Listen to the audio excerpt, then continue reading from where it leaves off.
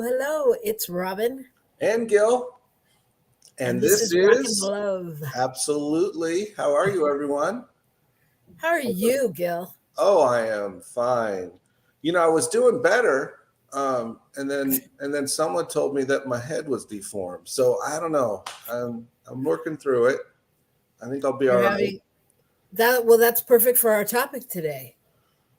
I love But myself. allowing other people to tell me how I should feel about myself. Well, if you can be swayed by just the mention of a deformed head and not know the truth about you, then that's where this all begins. Well, that was the problem. I knew that was the truth about me. I just found out someone else noticed.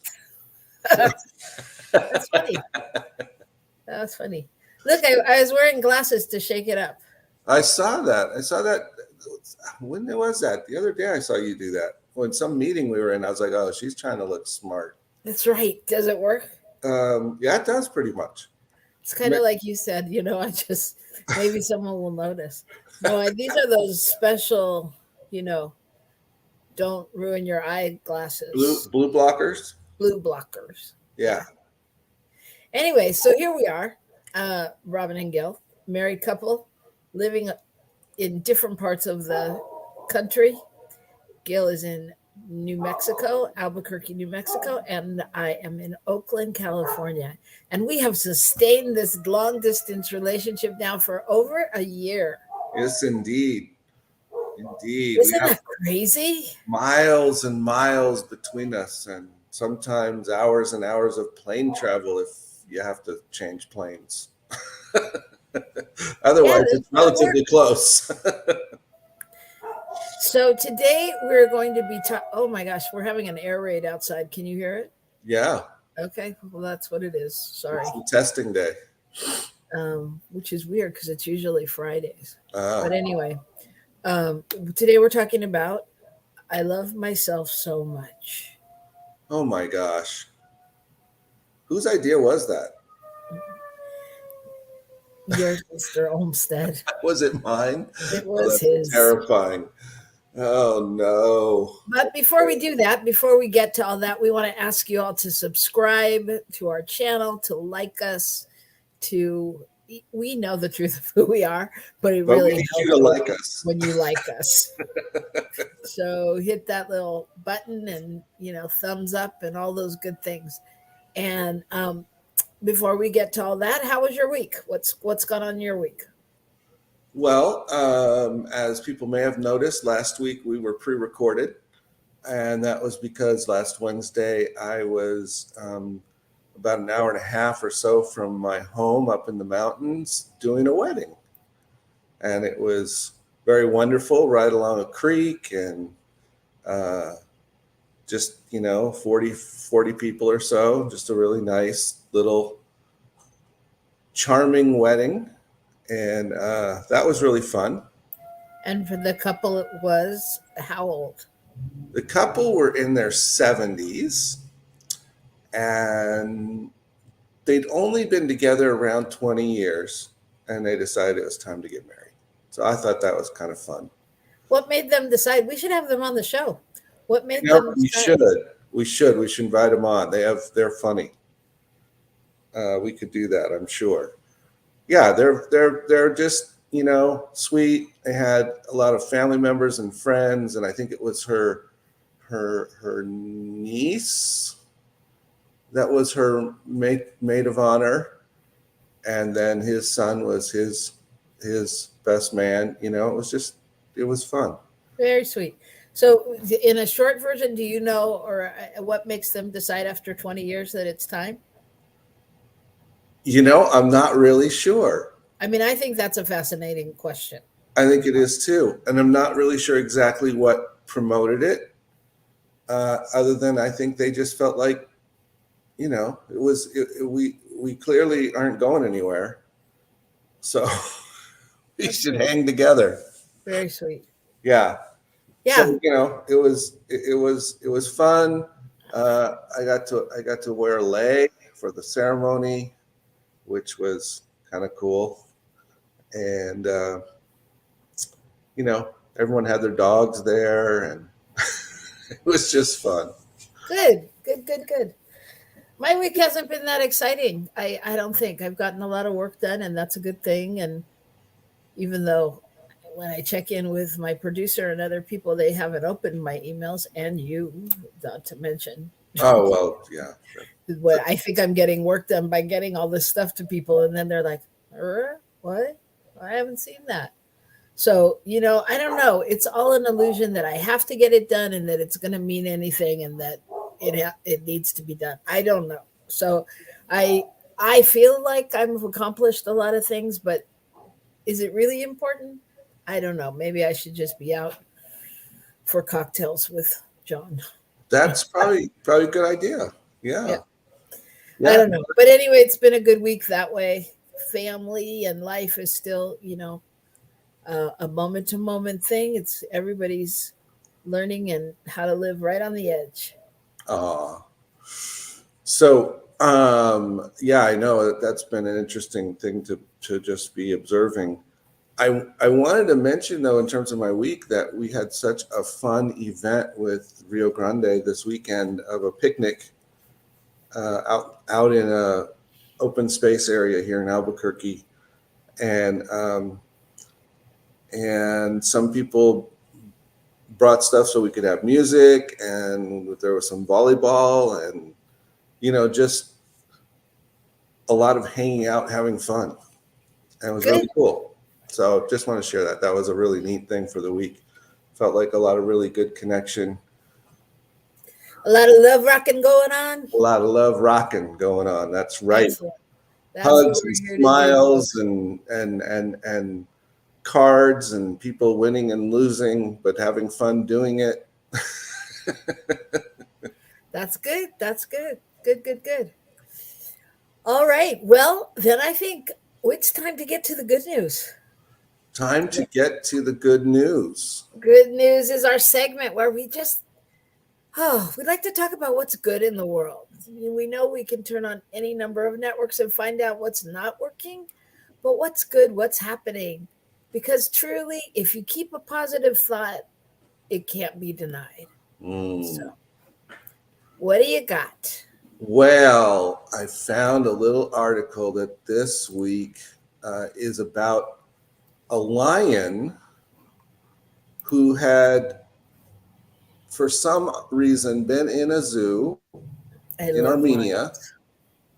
and at some point there was like 8 or 9 lions in a group there, but slowly they all got moved out except for him, and he was there for 5 years with no one else, and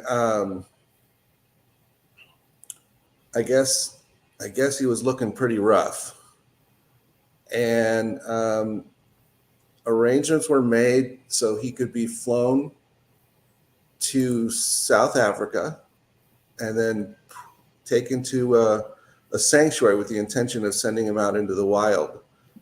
And they said the change in him is so remarkable, it's unbelievable. That really he arrived there somewhat, having trouble even walking out of his crate because he had been contained so much and had so little exercise and all of Mm. that. He's been working on his roar, getting more confident. I thought that was funny, but the idea that he didn't have anybody to talk to, Right. and literally his talking mechanism degenerated on him, and so he's building that back up, and he looks smiley and all that stuff. So I just thought it was pretty cool. It's a lot of work, but again, it goes back to our whole thing that animals are a reflection of the realities of us. Who Yeah. of us not seen the person or thought about a person who not of their own choosing ended up alone for many years, and what a potential for social animals, social beings to be changed. Yeah. Well, I think it's perfect. I think again, it speaks to our topic today. I That's mean, true. because I think, it speaks to what happens, how much we need love, whatever kind of love it is, how much we need that connection in that space. So that's a beautiful story. Very Yes, beauteous. it is. It is. What about you? Well, I have a story that I think you'll be interested in. They found that they did a test study, and they found that the smell of a simple fragrance while Uh-huh. sleeping produces major memory boost in older adults. So when a fragrance is like wafted through the bedroom of an older adult for 2 hours every night, and in the study it was for 6 months, memory skyrocketed. And the participants in the study, by these neuroscientists, had a 226% increase in cognitive capacity compared to the control group. Wow. Right? And this was done at the University of Irvine in California, and which my sister went to. Okay.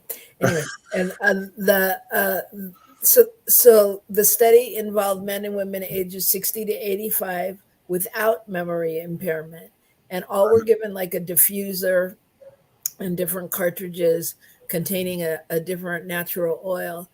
And people in the one group received the full strength, and the control group were given different amounts and things like that.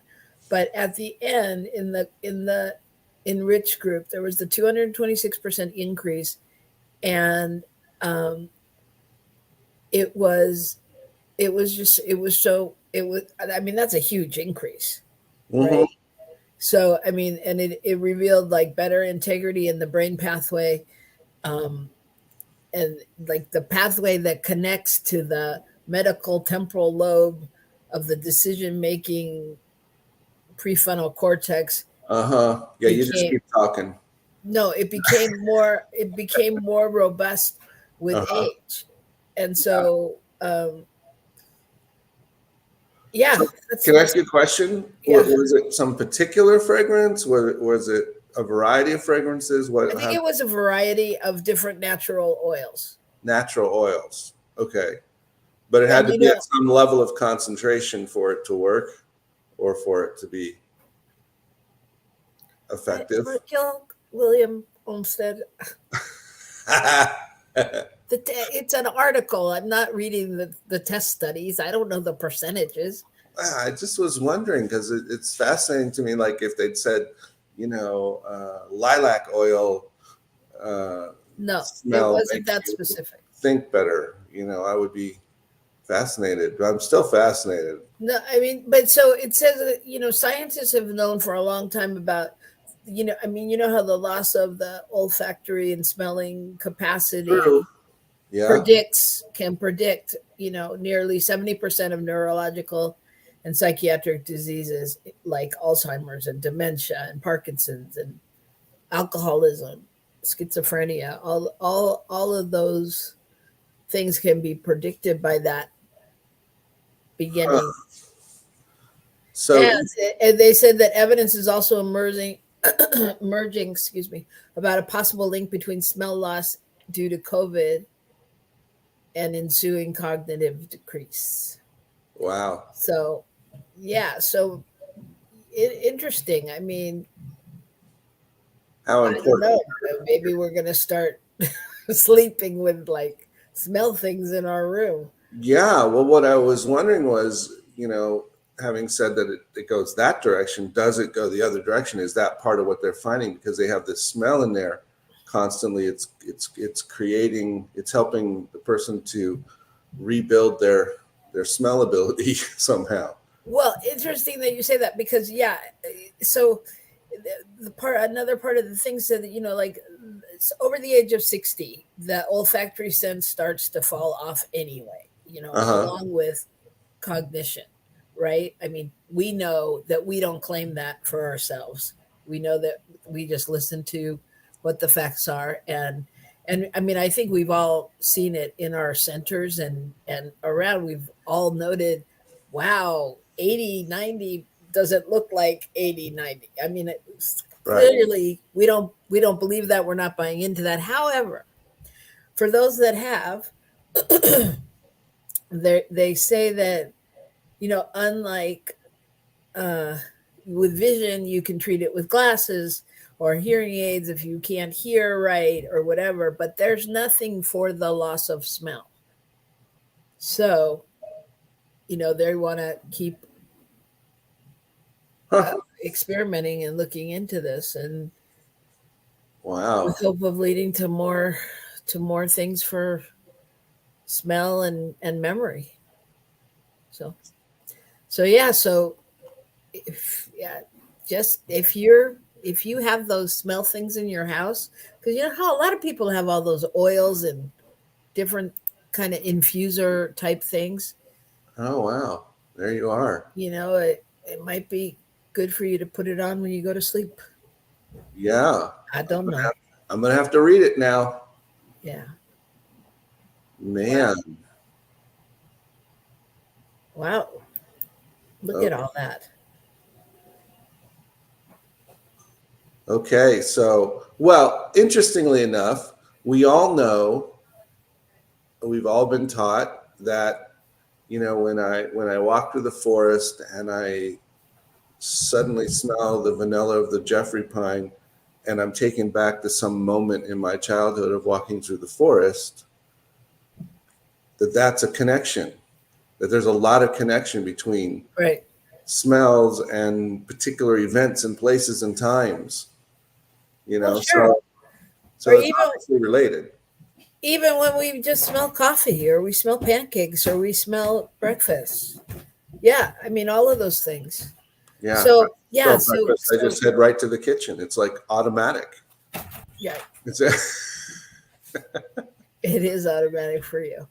All right. So we're gonna take a break, but while we do, we know you're out there. So why don't you type in the chat hello and where you're from and let us know you're here. And we will be right back here with you after this message on New Thought Media Network.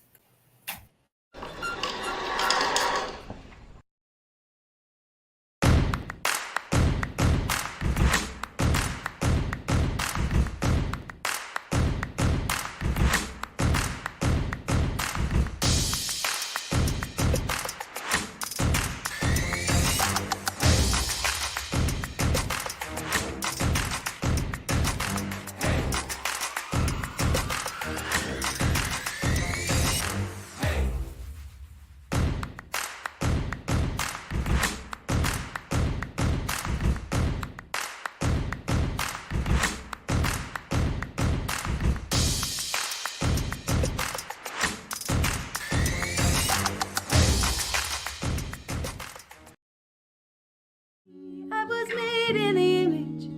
I was made in the image of love. I was made in the image. I was made in the image of love. Here and now I can see I was made beautifully. I was made in the image. I was made in the image of love. Wish we'd all stop acting like we're strangers if we could see underneath. We are one family, and it don't matter where you come from. Every heart beats to the rhythm of one love. One love, one love. Every heart beats to the rhythm of one love. Every heart beats to the rhythm of.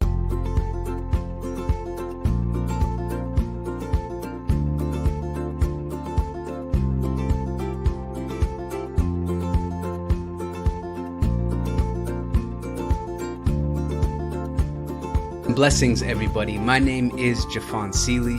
Could you imagine what is actually possible when we start honoring and recognizing our inherent worth, realizing that we are that which is assisting and co-creating our experience? And with that understanding, start recognizing that every human, every individual, everything that we interact with reflects that same inherent worth. It's not about an adventure, it's about the atmosphere of the consciousness of adventure, the lifestyle of adventure. How many people would say that their lifestyle is adventurous?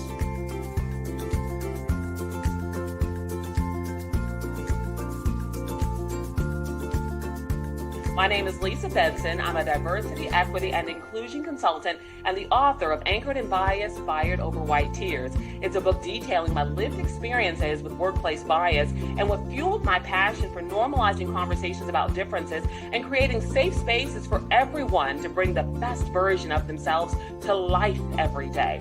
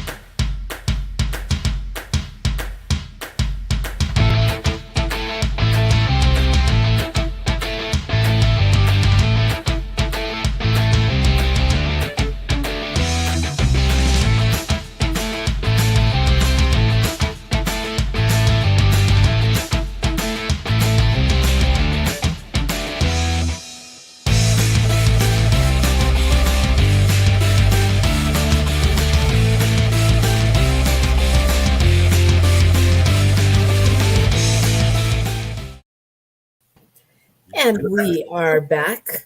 I am Robyn. And I'm Gil. And we talk over each other sometimes.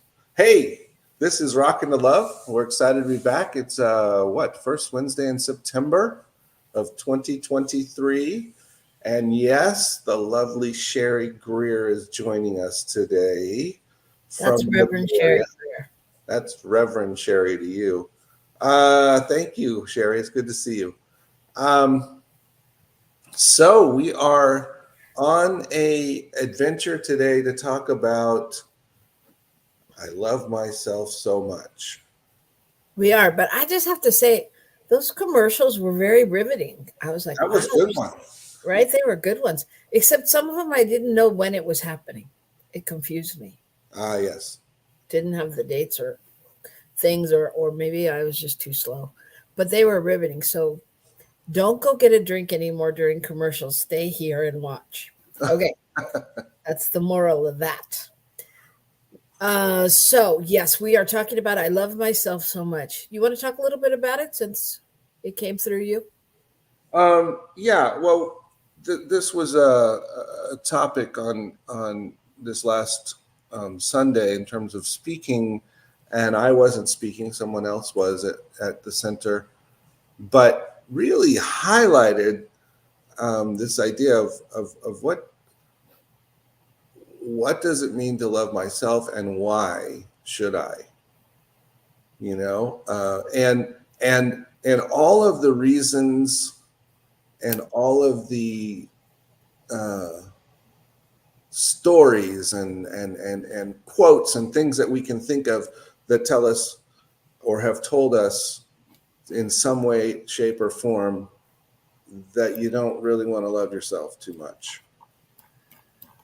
Okay. Yeah. And how fascinating that all is. So that's kind of where it came from. Got it. So, yeah, so when I went to research this topic, as I do, I got curious about what is love? Mm-hmm. And when I looked it up, I mean, because it's interesting when I looked it up in the dictionary, like in Webster's dictionary, as a noun and as a verb and all of those things, in all of the definitions, it had like strong affections for another arising out of kinship or personal ties, maternal love for a child, that kind of thing, and an attraction, and then going down the list, it had like all these different um, types of love, or not types of love, but all these different nouns, like regarding a person, or regarding God, or regarding an amorous episode, or a sexual embrace. But nowhere down the thing did it say anything about self love. That's fascinating. Right? I thought it was really fascinating. So I thought, like, okay, well, so maybe it's self-esteem. And I looked up self-esteem, and that too was that all it said was a confidence and satisfaction in oneself. But that was it. Like, love at least had a whole bunch of different things, but there was only like that for self-love or self-esteem. And I thought, interesting. So yeah, I don't know. So I mean, it just brought up for me, really, when we say self-love, what does that encompass? I think that what you just pointed out is fascinating because and I've thought this for years, just one of the basic things, and that is, the biblical passage where Jesus says, love your neighbor as yourself, that has been so often misinterpreted, because the reality is that I can't love my neighbor unless I love myself based on that statement.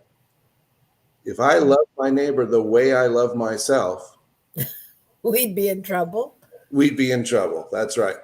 If any of us love the other as we love ourselves only, if that was the only way we love the other, then probably most of us would feel pretty unloved from the outside. Well, yeah, I think that's interesting. Like, if that's the guiding factor, right? I mean, if I'm leading with that, like, because I don't know. It's an interesting.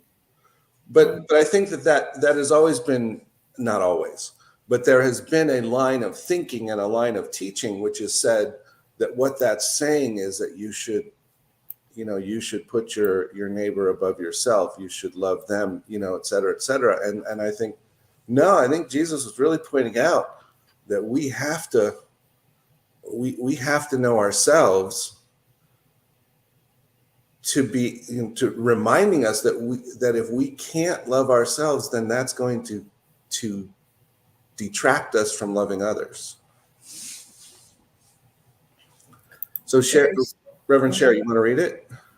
Sure. Many of us grew up not being treated as we deserved love. I now know these people didn't love themselves and did not know how to give love or be loved themselves. So as a little child, we grew up believing that we were not enough, or that we were not worthy. So as an adult, learning to love ourselves is a journey, and many times not an easy one. Yeah, and I think I was just about to say, I think what you're saying, Sherry, in that it's like kind of what we do in this philosophy of New Thought, Science of Mind, whatever you're subscribing to, is we're kind of like, for lack of a better word, I'm going to say MacGyvering it, because we have to go back and relearn how to do it. We're like letting go, unscrewing old thoughts, and going back, trying to get to the place where we love ourselves first, because that's the only way we can love the one, is to love ourselves as the one. You know what I'm saying? Yeah. It's our Sherry knows what I'm saying. Yeah. She's my girl. Oh, gotta love her. Okay. Well, what I was thinking was, it's almost like what we're doing is re-education.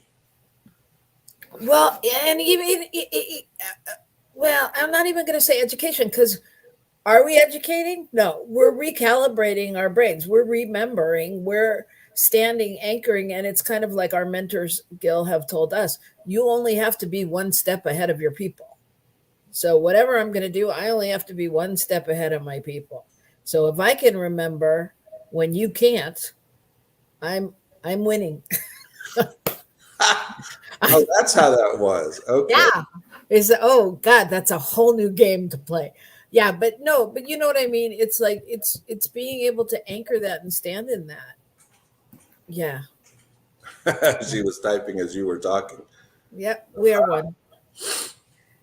We are one. So yeah, so that's it's interesting. And then there's the whole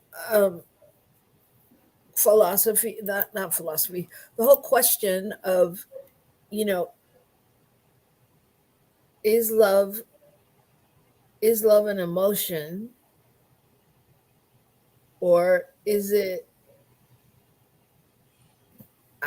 I don't know, like, or is it like psychologically, like a Well, mindset, like I don't know. yeah, I mean, I think sometimes we feel an emotion that we connect to love, but there's also love is an act. It's an intention. It's a knowingness.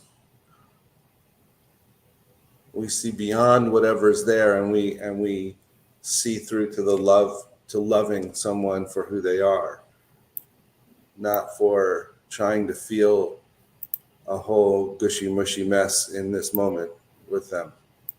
Yeah. you know um I wait, I'm gonna put up a thing okay. that psychologists and biologists, you read it. Psychologist and biologist Enrique Burunat says love is a psychological motivation such as hunger, thirst, sleep, and sex drive. Conversely, the American Psychological Association, do you have a second part of this? Yes, I do. I'm It not trying to defines get it it. as, Hold on. I'm going to tell you. It defines it as a complex emotion. Others draw a distinction between primary and secondary emotions and put love in the latter category, maintaining that it derives from a mix of primary emotions. love is a psychological motivation such as hunger, thirst, sleep. So we seek out love. Yeah. Yeah, there it is. That's just the rest of it. Yep, got Doesn't it. need to be there. Yeah, and Sherry said, what did Sherry say? I think it's both. I also believe we choose to love past the not good behavior. Yeah. More importantly, though, she says, yes, Gil, I cannot type fast enough. All right. So, so I found something really interesting around this idea of love and how love functions in our lives.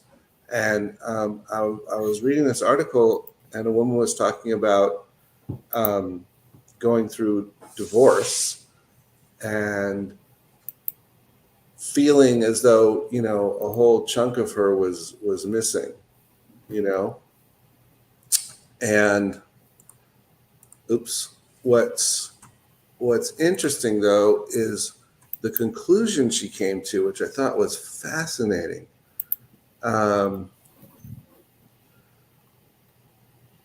She said, I let him love the parts of me I couldn't love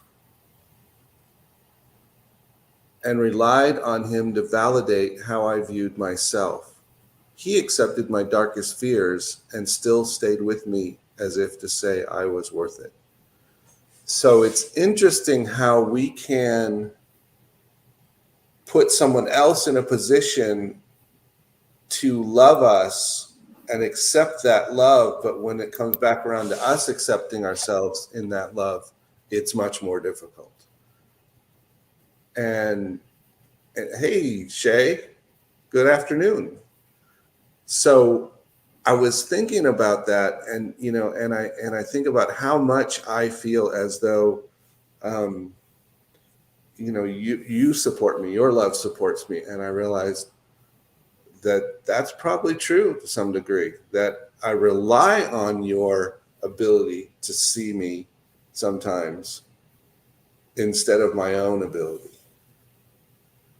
instead of taking my own responsibility. So I think in some ways, loving myself so much means I have to take responsibility for myself, for caring for myself.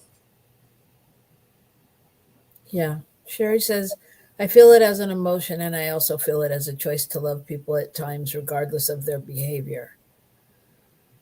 That's what she was trying to say. Yeah. And so how does that all play into our love of self? Like, do we all have self-love, or is self-love something that you can attain? And how do you even know? Well, that's another question. That was going to be, how do you know if you don't love yourself? Mm-hmm. Because sometimes I think it's hard to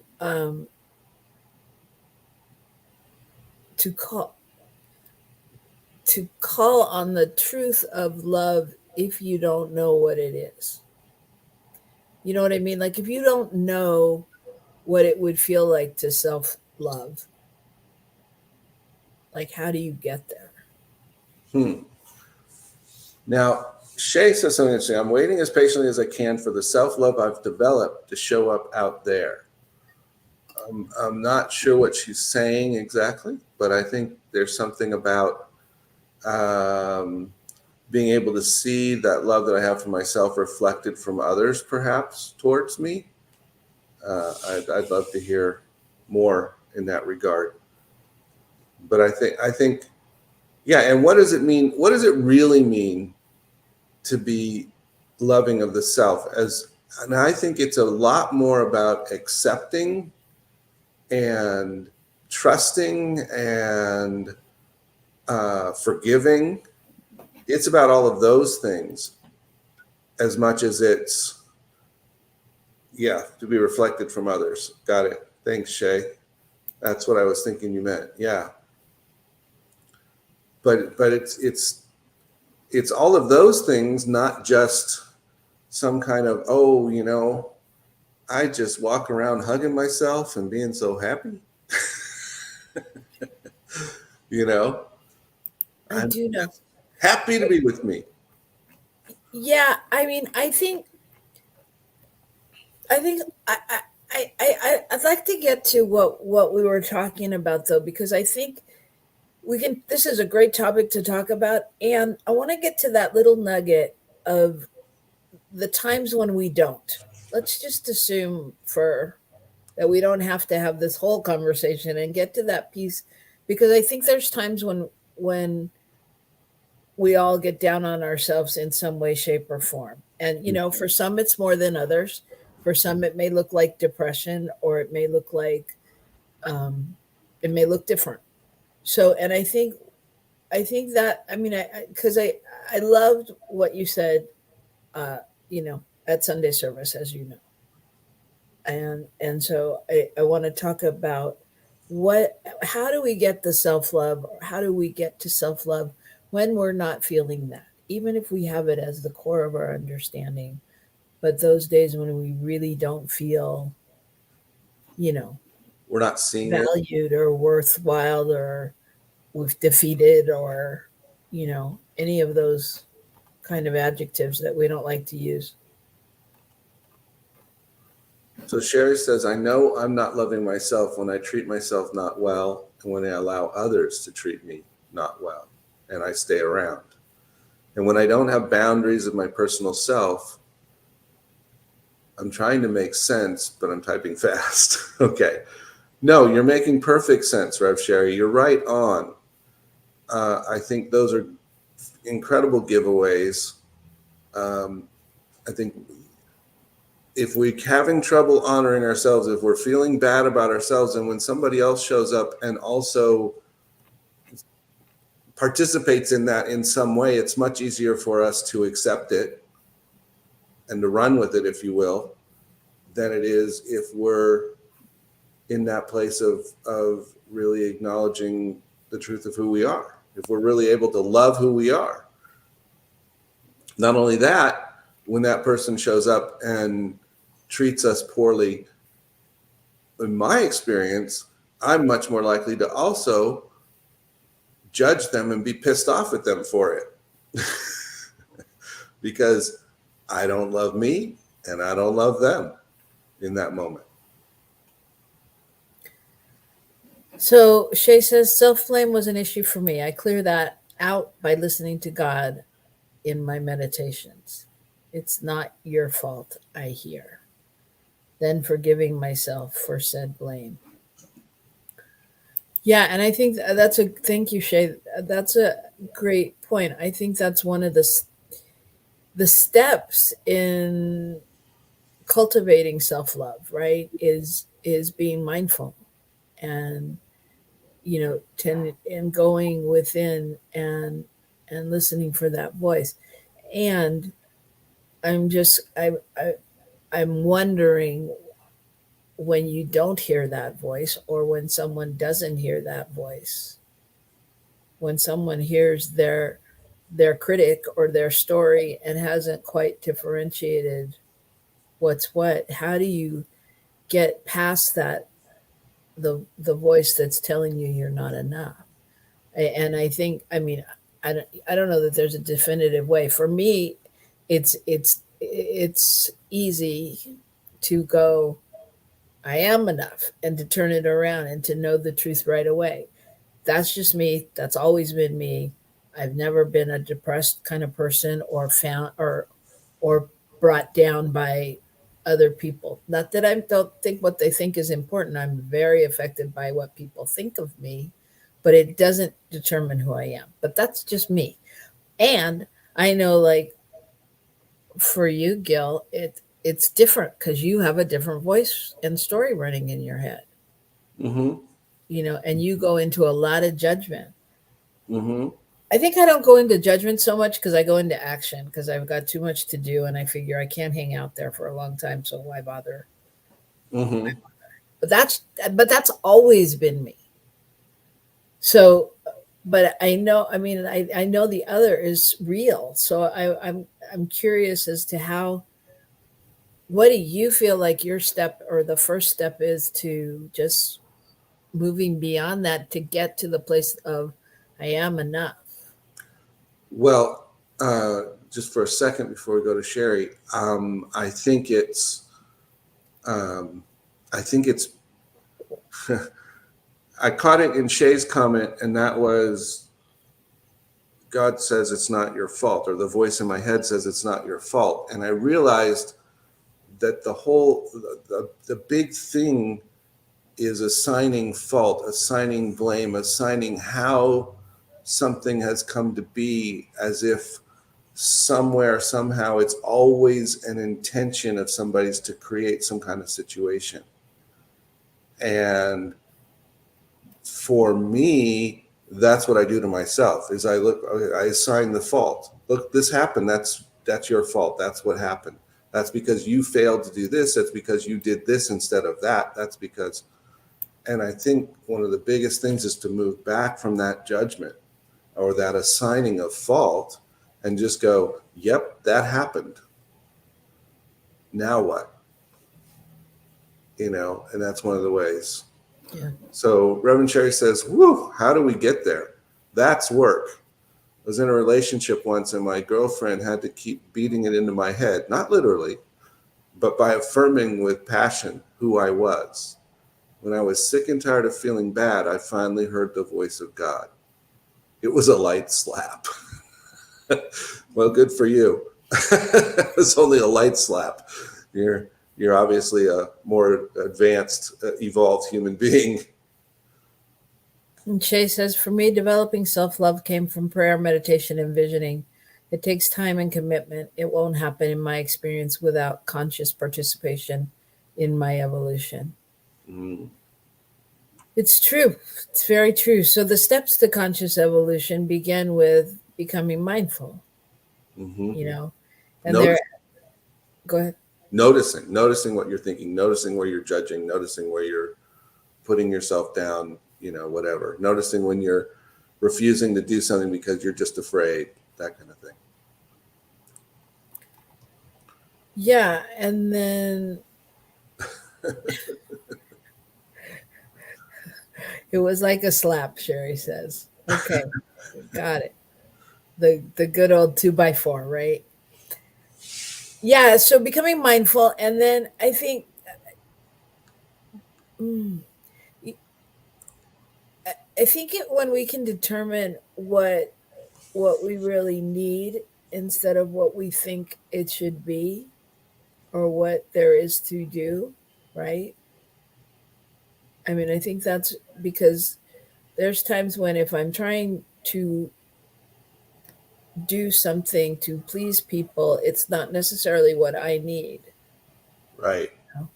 And so I think because that's part of like taking care of yourself and self-care and setting boundaries and all of that, so which are all things that need to be encompassed, right?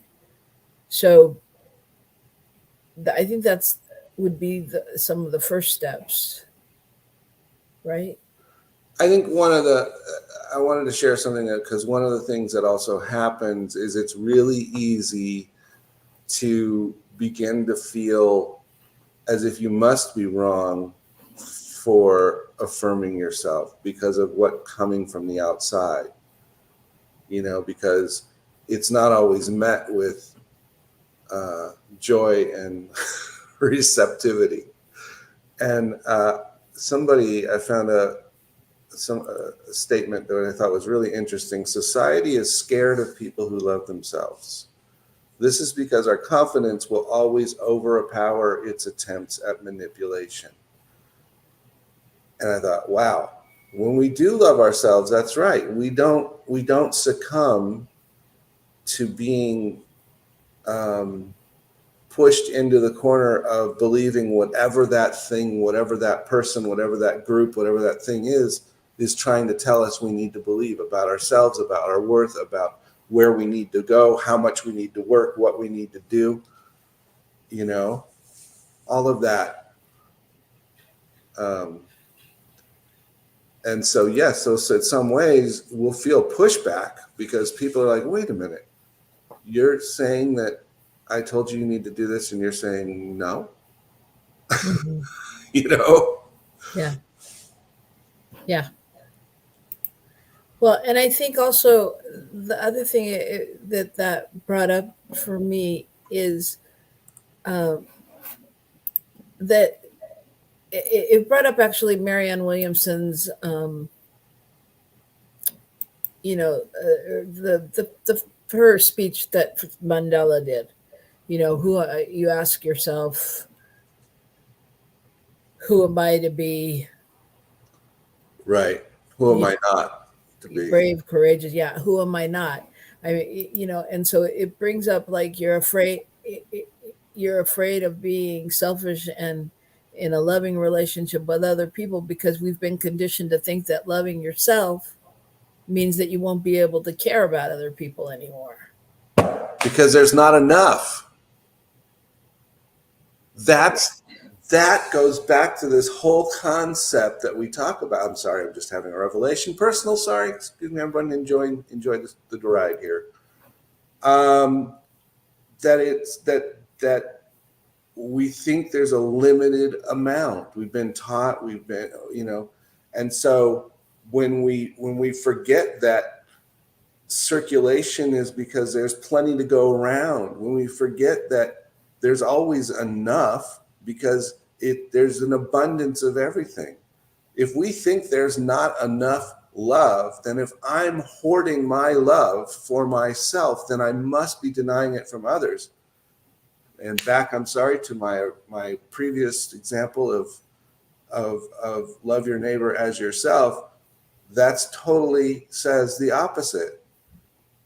That totally says the opposite. You have to have the love over here to share it. It's not that Right. you're hogging it all and you no longer can offer it. Right. Right. So, I mean, self love doesn't mean that you stop caring about other people, it means that you start caring about yourself. And that's the right thing to do. I mean, that's the only way you can do it is if you know that for yourself and for spirit, obviously, as you. And as I have compassion and insight and understanding into myself and can love myself in spite of how I act or in spite of the times when I wish I did it differently, that changes how I can work with others. Suddenly now I can see them with that same compassion. Yeah. You know, they don't become the enemy, they become the challenge, Right. if you will. Right. But, and I mean, you're not going to hurt anyone by loving yourself. Right. You've got to love yourself first. Yeah. Yeah. And I think that's you know, that speaks totally to what your realization was on Sunday. And I think you should share that as we come to the close. Yeah. Uh-huh. And many of you know the song that is not by Ricky Byers. I found somewhere that said it was. I know, but it isn't, Gil. It isn't. It isn't. Okay, I just saw something on the I know. That's because you're on the internet. Okay, it I'm isn't. sorry. I'm just telling you. So it isn't by her, and I know this directly from Ricky Byers. See, Michael Mangus, see who I am? Directly from the source. Anyway, she did not write the song. However, she uses it, and we used it a lot in choir, that says, I love myself so much that I could love you so much, that you could love you so much, that you could start loving me. And the revelation I had on Sunday was the thing that proves the maxim which is stated in that song is that if you substitute different words, it makes it still is true. So if I say, I judge myself so much that I can judge you so much, that you can judge you so much, you can start judging me. And that works just as well. And we see it. We see it.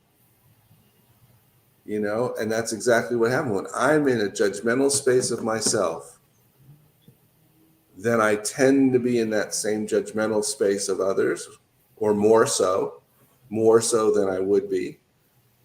And if I outwardly express that to others, then they're likely to receive it and eventually express it back to me.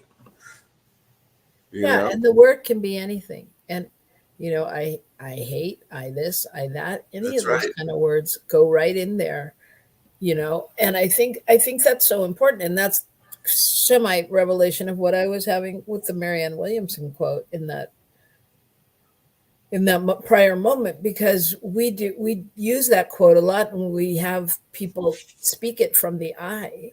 And I mean, it's so, you know, this goes to words are so powerful, and this is, but truly embracing your word is part of how we get to that place of the higher self-love, the higher self-love that Rev Kev has just talked about. Self-love is not self-absorbed and not self-assessed. It is higher self-aware. I think that's a really good place to go with your previous question, Robyn, and that was, how do we get there? And in essence, Shay pointed to it when talking about going to meditation and reading, but it's moving ourselves toward a greater awareness our higher self of who we are. That's Well, where we turn to start that process. right. And the knowingness that there is a higher self or a trust or a faith or a belief. I assume that, so I'm sorry. Right. But I'm just saying, for anyone Yeah. that's struggling with that, just the truth and the knowingness and the possibility, you know, Yeah. and, you know, I mean, for us, we throw it off quite casually many times, like, oh yeah, you know, the higher self and spirit and God and this and that. But there are those moments when you're mad at God, you know, and why would this happen to me? Or people may find themselves in that place. So I think, you know, really being able to come back to the knowingness, as Rev Kev said, of the higher self and trusting that there is something greater than ourselves happening. Mm-hmm. Mm-hmm. And that is love. That is love by any name. So we can call it God. We could call it Gil. We could call it, you know, Robyn. It doesn't matter. It's love. So and, yeah, it's time for us to rock the love on out of here, I think, isn't it? We have See, sweetie, that's love. what I was doing. That was going to be what a you were doing? segment. Yeah, that was like a smooth segue. Oh, and I had the rough segue. I'm sorry. You gotta send me the. It's so hard not working with a trained professional. Yes, okay. You have your own trained monkey, so you're all right. No, I have trust in your higher self that it comes to the party a lot of the time. Anyway, I'm so glad we were all here today. And as Shay said, sure had some knockdown dragouts with God, and it's okay. And so if you're having a knockdown drag out with God, with yourself, with your friends, with your loved ones, whatever it is, you got to rock the love. So do it this week and come back and join us next week and tell us how it went.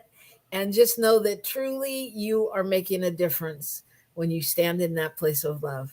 So rock it, everybody, and we'll see you next week.